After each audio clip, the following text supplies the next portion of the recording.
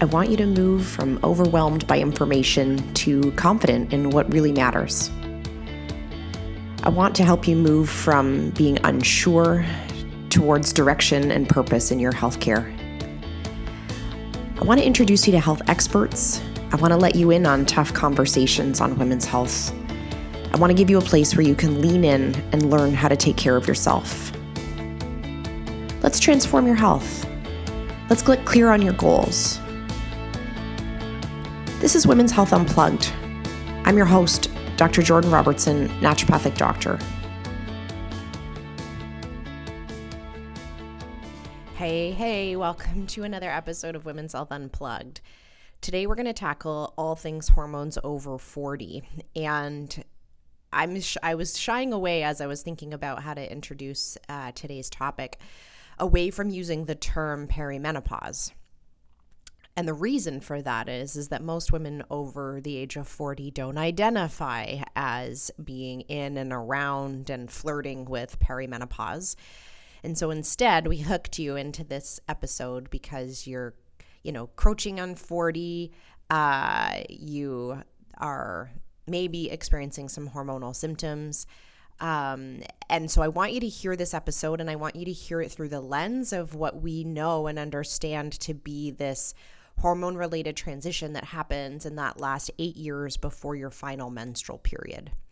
So even though you don't identify with the word perimenopause, today we're going to teach you about how that actually might be the best way to describe what you're going through or what you're about to go through. And I want us to embrace that term in a very positive way. It's very common for when I start to talk to women about that stage of life is that they approach it with this negativity and these feelings that they have around aging and their aging body. And I want us to reclaim that word perimenopause in a much more powerful, positive way. Today's podcast episode is actually a sponsored episode. It's sponsored by Smart Solutions. I've worked with Smart Solutions as an educator for 2 years, and I'm pretty encouraged by their continued dedication to providing evidence-based products. They provide solutions to women and really support health needs. When we talked about doing this episode, we knew like perimenopause and menopause leave women feeling confused, overwhelmed, and stressed about their hormones.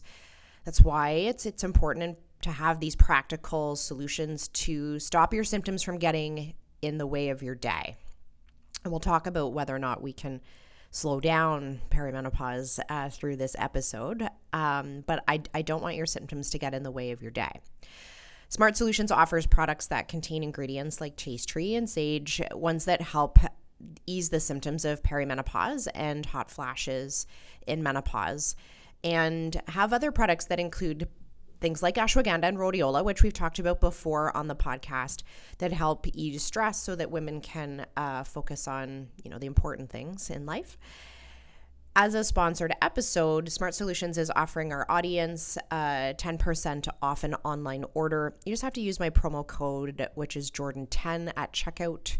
Their website is smartsolutions.com, and that'll give you 10% off of your order.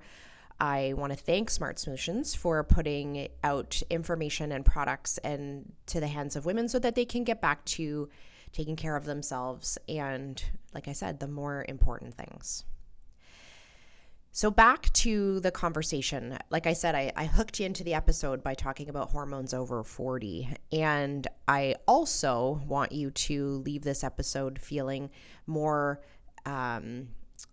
connected to the term perimenopause. And just from a statistics perspective, there about 20-ish% of women are perimenopausal, so they actually meet that diagnostic criteria at the age of 40. So we're talking about a large percentage of women. And when I meet women at 40 who are experiencing some of the changes that we're going to talk about, the hormone changes, they feel like something is wrong, right? That their body is broken, they have premature aging, that they did something wrong. Because we always blame ourselves first, right? And when I explain to them that 20% of women, like a fifth of women at 40 meet that diagnostic criteria for perimenopause, I don't even think they believe me, right? Like I share that information because I want them to feel connected to a larger group of women who are having these experiences to normalize what they're going through.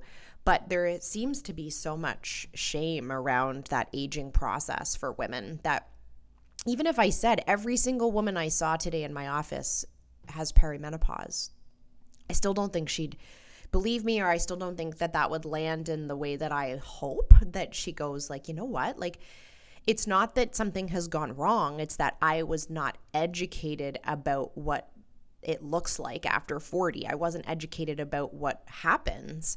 So it feels like a mistake. It feels like I did something, when the reality is these last 10 years before 50, we all move into perimenopause for the most part. And so when you kind of, start on that journey yourself is going to be dictated mostly by your genetics, and maybe there's a couple of medical conditions that might throw us into an earlier transition time. If your ovaries have been touched from a surgery or damaged, say from endometriosis, etc., we might start to transition a little early because our ovarian reserve has been impacted, but it's largely dictated by genetics when we start to make that, sort of cross that bridge. And you're not alone, right? Like every single woman is going to move through menopause at some point in time. And yet for some reason, the moment I say perimenopause, it's like I've dropped this like horrible diagnosis bomb on my patient.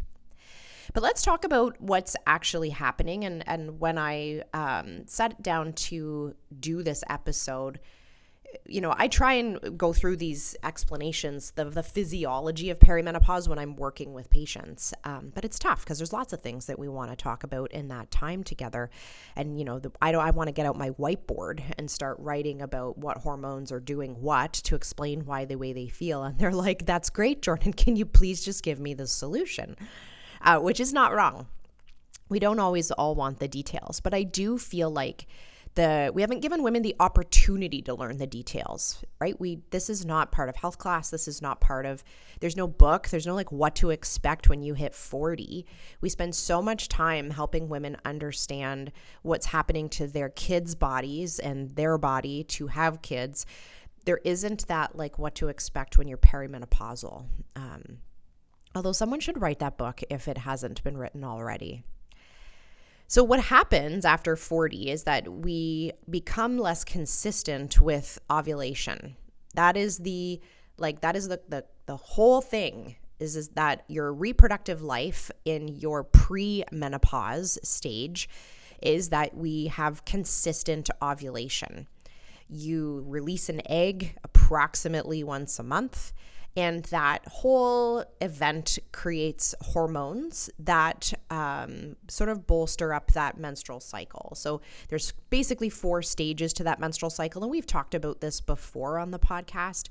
But ovulation is this main like hormone producing trigger event that is related to increasing estrogen levels. And then post-ovulation, we end up with elevated levels of progesterone as well.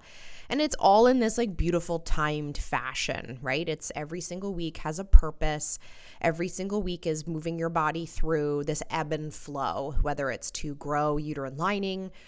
There's definitely some breast engorgement and changes there that happen over the course of the 4 weeks. That uterine lining matures, and the period that is actually bled at the end of the cycle, as long as we don't achieve pregnancy in that cycle, is a mature uterine lining. It should feel like a nice period. And every time I talk to patients about having a nice period, they roll their eyes at me, right? Because they often will have symptoms that make it not a nice period. And they feel like this is this unachievable dream to have a nice period. But I assure you that that's not impossible. So that ebb and flow of ovulation bleed is happening with each of those events happening about every 2 weeks, right? So you ovulate 2 weeks in and then you bleed 2 weeks out. And that's that pre-menopause stage. Ovarian function and ovarian reserve is something that we're actually born with, interestingly, and is largely dictated by our genetics. There's definitely environmental components. Like I said, if your ovaries are touched in any way, whether that's through disease or through surgery, etc., that may change your ovarian reserve over your lifetime. But essentially all the eggs that we have are in there from day one. And we slowly are releasing them. And lots of them don't get released at all. Actually, lots of them have like atresia, it's called, where the cells, they just die. Not every single egg that we're born with actually gets ovulated. But as that ovarian reserve starts to decline and the number of follicles that are there is reduced and the quality of the follicles that are there are reduced, quality impacted partly by our lifestyle, I will say. So, those eggs have been in there since day one. So they were there at every keg party, at every pot smoking event, literally they've been in there for our entire lives. They've come to every concert. They've been through every exam period. They have been through every loss, every job stress moment. They have been in there. And so we do see a reduction in quality of follicles as well as we age, because they are subject to some DNA damage and some changes just by consequence of being in our bodies for all of that time. So by the time we get to 40, those follicles have had 40 years worth of your life. So those two things are happening at 40, right? We see a reduction in the number of follicles that are available, and we also see a reduction in the quality. And what that means is that post 40, the consistency at which we ovulate starts to shift a little. Now, you might be 43 and have perfectly consistent ovulations and cycles, and you're just not ready for perimenopause quite yet. But somewhere in those 10 years between 40 and 50 is where we do start to see changes. And what women will report mostly is a change in their bleeding pattern. And that actually is probably the most important way that we flag patients moving into perimenopause. So yes, we can look for more subtle symptoms, and we'll talk about those in a second. But the actual definition of perimenopause comes from cycle-related changes. And that's just a reflection of ovulation inconsistency. So in early perimenopause, what we will see is these changes in the length of the interval between periods. And typically we're looking for about a 7-day difference from your usual. And that would be considered early perimenopause. So if you have a cycle that is typically 28 days, which would be, sort of our textbook menstrual cycle, even though lots of us will have cycles that are a variation of that by a day or two. And let's say you suddenly start having a cycle that's only 21 days, right? Or your period shows up like super early. Or your period for some reason is, late and now it's 35 days. That variation by 7 days starts to flag this, this sign of perimenopause. Now, there are other things that can influence cycle length other than ovarian aging. It's just not that common in women that are over 40. It is the most common reason for cycles to be disrupted.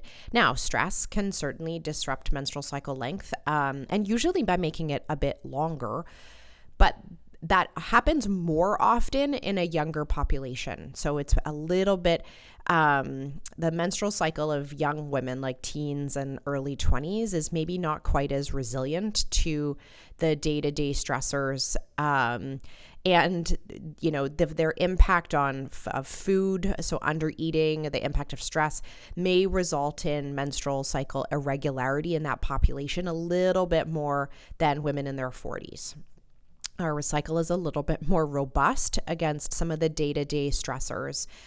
And certainly we can have cycle length changes for other reasons. There's some emerging conversation about the COVID vaccines influencing bleeding pattern for women, which 2 years ago we didn't know that and we weren't sure about that.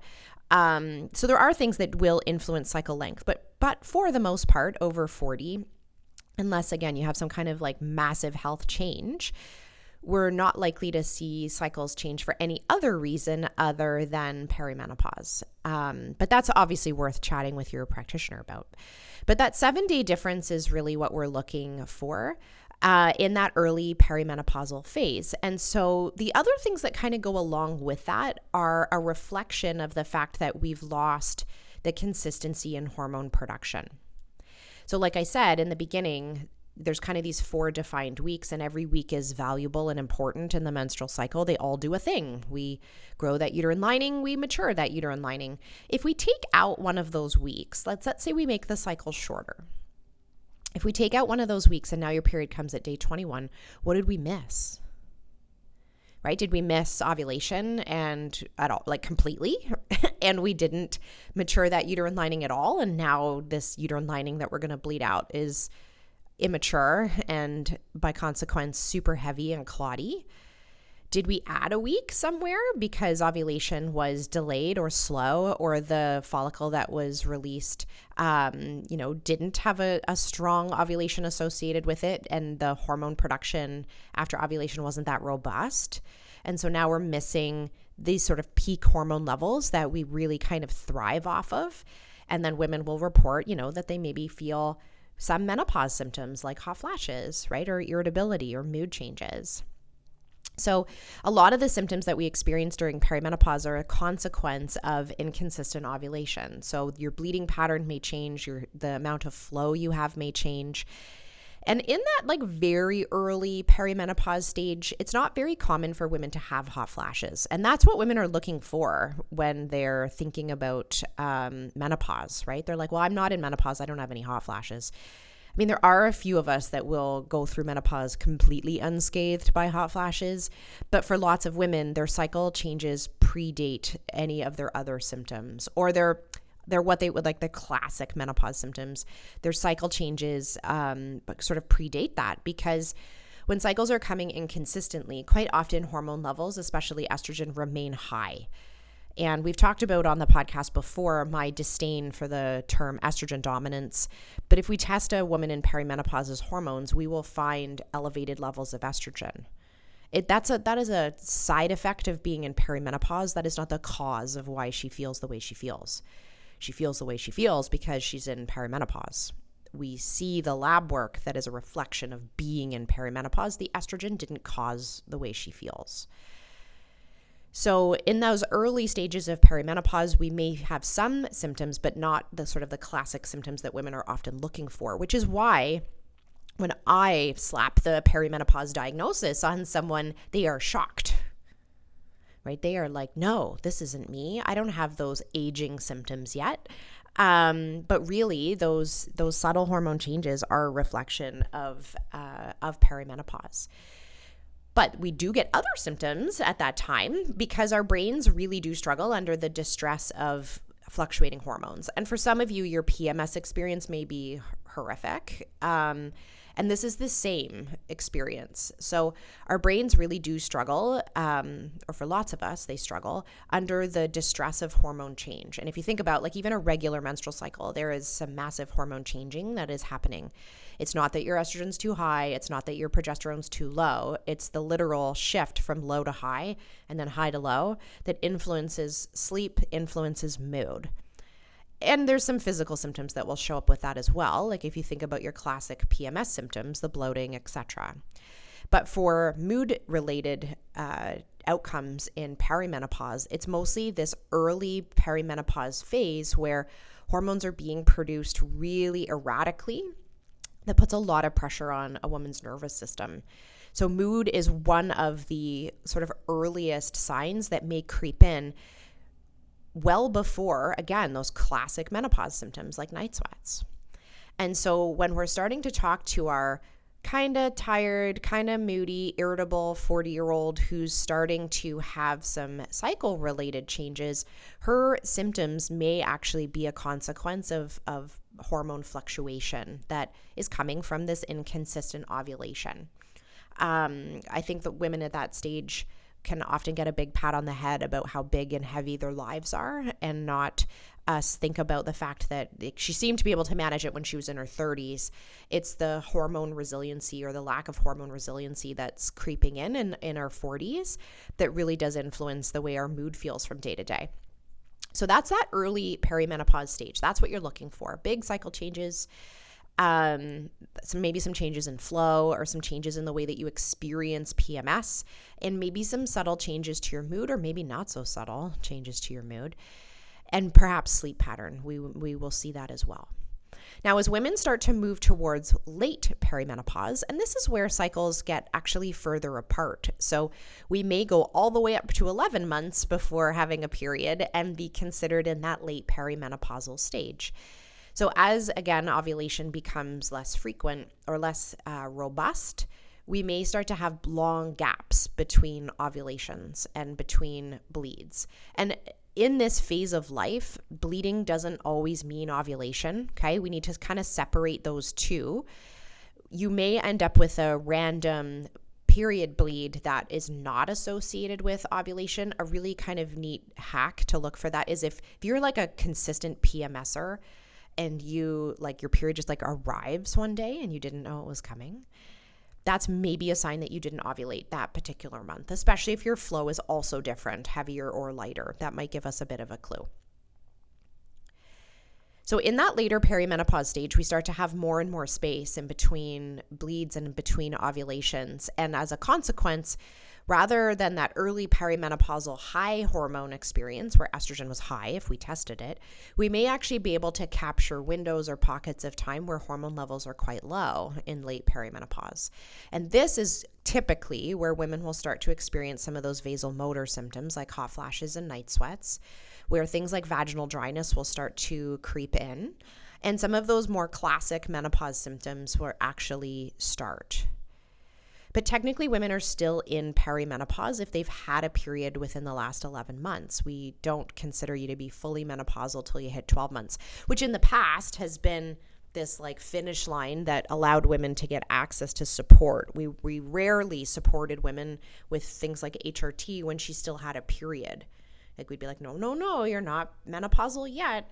And like the research now suggests that we adapt to our menopausal state eventually and may have less and less symptoms over time. It's that perimenopausal shitstorm between like 45 and 52 where women are really the most symptomatic. So if you have a period but you're symptomatic, you deserve to be treated.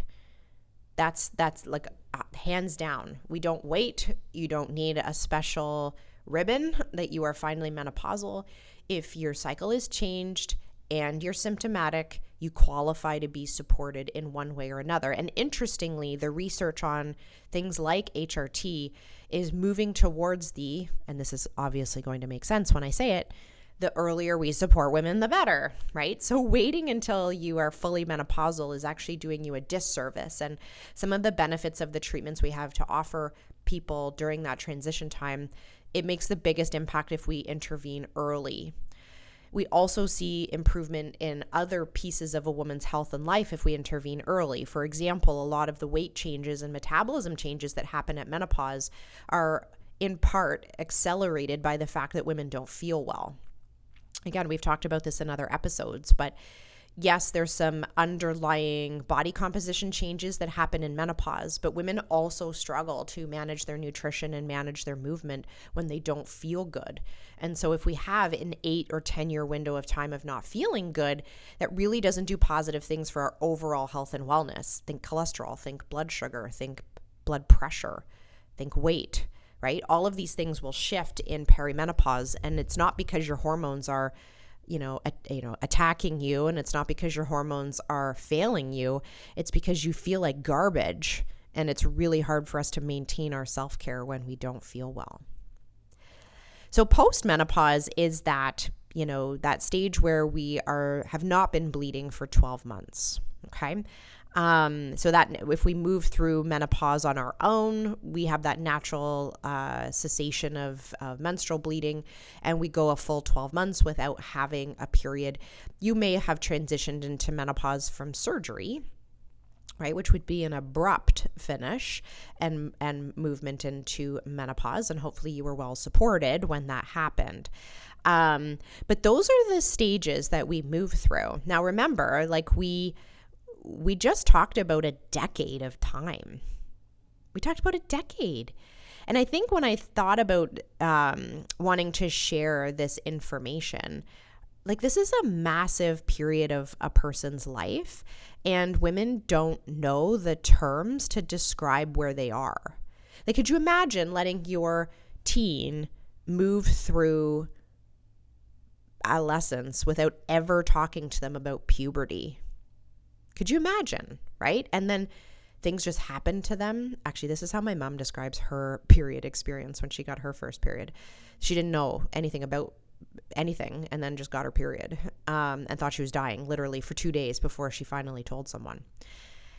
But could you imagine in this day and age just having a teen move through puberty without them knowing what was happening? And that is a big transition in their life. Arguably, it is the second biggest hormone transition in people with ovaries' life. This is probably number one. And yet you don't know these terms. You don't know the stages. You don't know how to define what's happening to your body. And that doesn't do good things, because what that means is you can hop online quite easily and have someone tell you your estrogen's too high and you need this special juice to fix it. And I want you to be better educated than that. So maybe you don't really want to know all the nitty-gritty details about ovulation and cycle regularity, but I would argue that that makes you a better health consumer. You might not be interested in doing HRT. That makes you a better health consumer to understand why we do give it to other people, right? Why we do see benefit. You might not want to or be capable of making changes to your health, but I want you to know what's happening, because I think that understanding goes a long way. We even see research in the menopause sphere that's looking at education. Like, what happens if we just teach women about their bones or about their period? Like, what happens? And those women actually feel better, interestingly, because they know what's happening and their level of self-compassion is much higher. So we're talking honestly about like a decade of your life that, you know, we want you to really understand. There's premenopause, where your cycle is pretty regular. There's early perimenopause, or stage 1 perimenopause, where we're starting to see some cycle length changes up to 7 days, and maybe going along with that some symptoms, and we reviewed a couple of them. But sometimes women will experience some other symptoms too, like urinary symptoms, changes to urgency and frequency. We will see an increase in joint pain as estrogen starts to leave the building or change in levels, because estrogen has some anti-pain effects in our joints. And when we lose it, it's not like your arthritis doesn't like accelerate when you go through menopause. It's just you're aware of it and you weren't before. And so those low levels of estrogen will increase the amount of perceived pain in joints. Although if we give you an x-ray, like it's not like it's having this accelerated joint loss.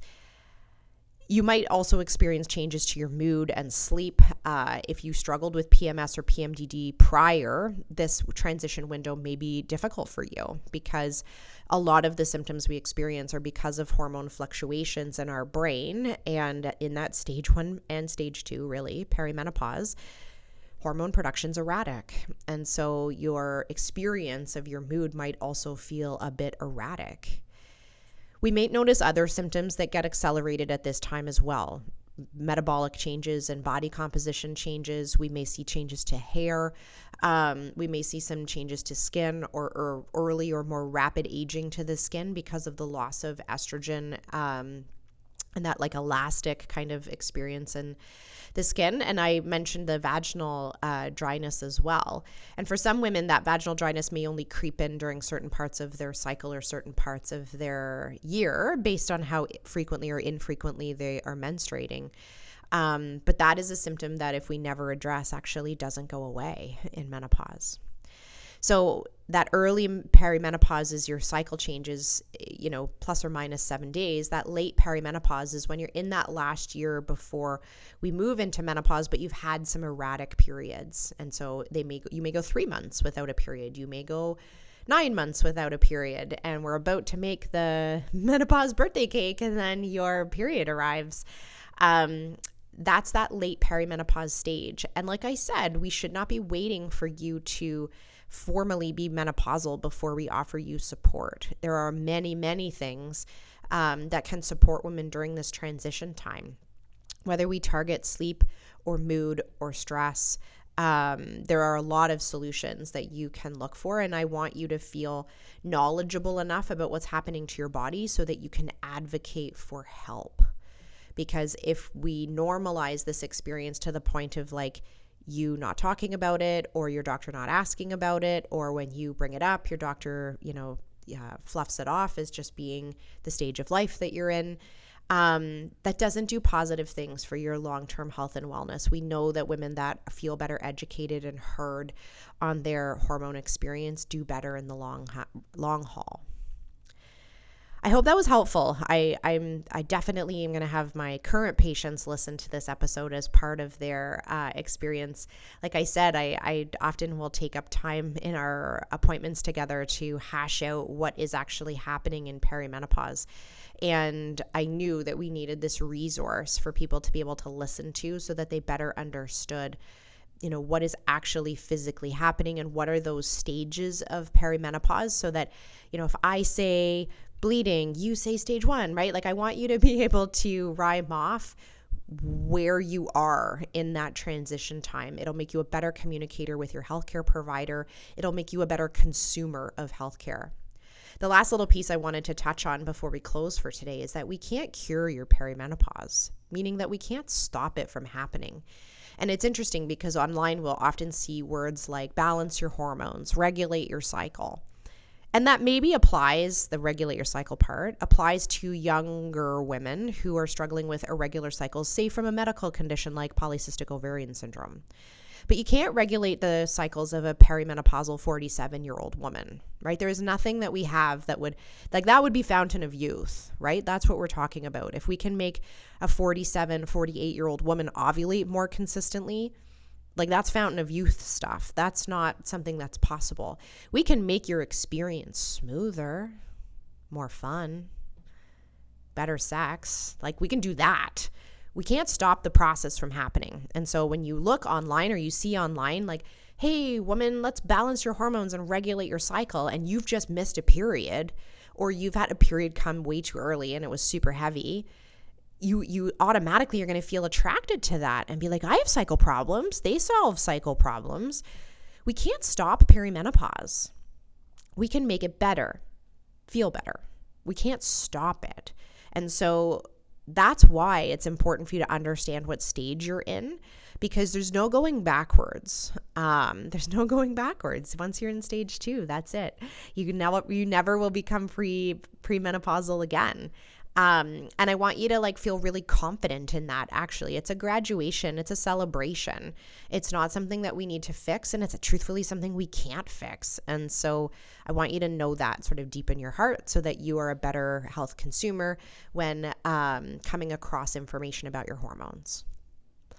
So quick reminder, today's podcast was sponsored by Smart Solutions. Like I said, I've worked with them for a couple of years, publishing content and writing content that's evidence-based and geared towards women's hormonal health to, again, help you be a better health consumer. I've been impressed with their product development over the last few years, and they really are focusing on that evidence-based aspect of supporting women's health.